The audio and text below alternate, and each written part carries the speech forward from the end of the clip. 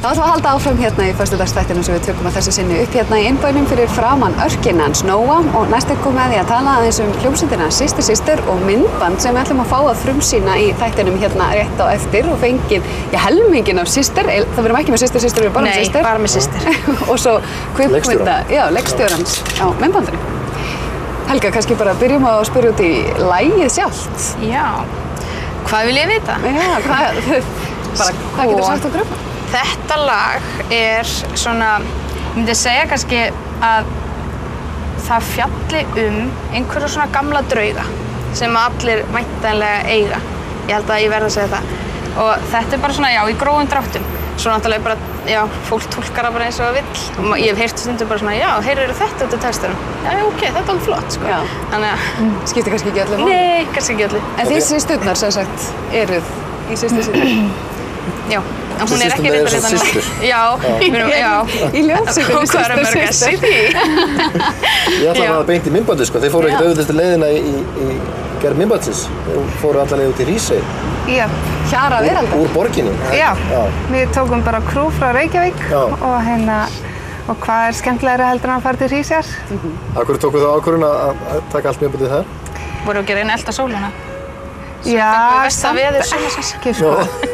Ég sá stað út í Hrísey sem heitir Sæborg, svona gamall, félagsheimili. Já, sem bara lúkkaði svo ótrúlega vel. Þannig ég var byrjað að koma með einhverja sögu út frá því. Og þið náttúrulega tengingu þangað og elski Hrísey. Já, elsku Hrísey, sko. Og Hríseyinga alla. Þetta alveg... Veitu hver tengingin þangað?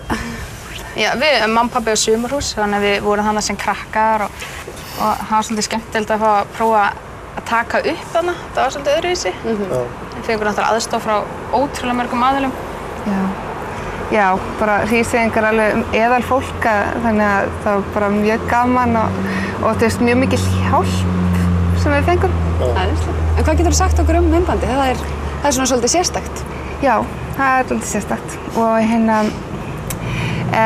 fyrir einhver 5-6 árum þá sá ég myndband sem var svona, já, kannski svona reffi í þetta myndband og eftir að ég sá þetta myndband þá hugsaði ég alltaf, mér langar að gera eitthvað svona, mér langar að fara þessa átt.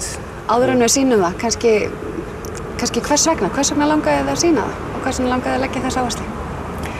Ég held bara fallegt, fyrir mér er þetta fallegt.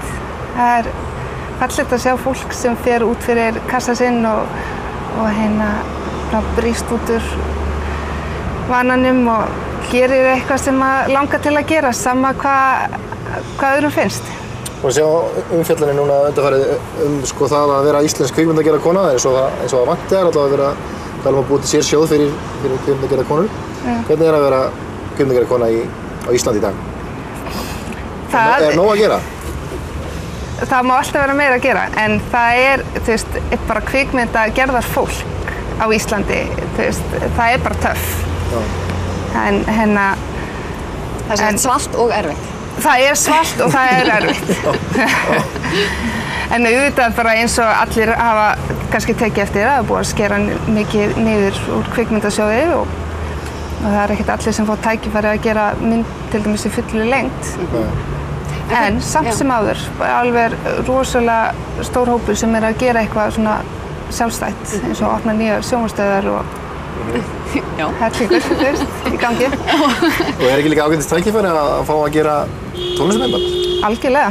Mikil tjáning í því og getur svona sýnt hvað þú getur gert. Þið náðu að vinna vel saman? Mjög skemmtilegt. Mjög vel. Ég verð að segja, ég er mjög heppin sko, að hafa hana hérna á kantinum sko. Það er rosa þægilegt. En framtíð systruna í Systir Sisters? Já, hún er vonandi björt og góð og við erum að fulla semja nýtt efni og við erum að fara í stúdíó og við erum að taka upp í stúdíó Hljómi, fengi alveg þvílíkt gott input þar og aðstoð og það er svona, við erum að vinna í nýjum disk, svona alveg stúdíódisk, þannig að og við erum bara að fulla að spila út allt og við erum að spila helgina og þannig að... Hvar eru að spila? Við erum hérna á landsmóti Skáta á laugardaginn klukkan 4 og svo erum við á Mærudögum á Gamla Bauk á sunnudaginn klukkan 5. Þannig við erum alltaf að koma norður og spila og svo erum við alltaf að spila fyrir sunnan líka. Nóg að gera. Nóg að gera, æðislegt. Eigum við þá ekki bara að ljúka þættinum og sjá myndbandið? Hvernig væri það? Jú.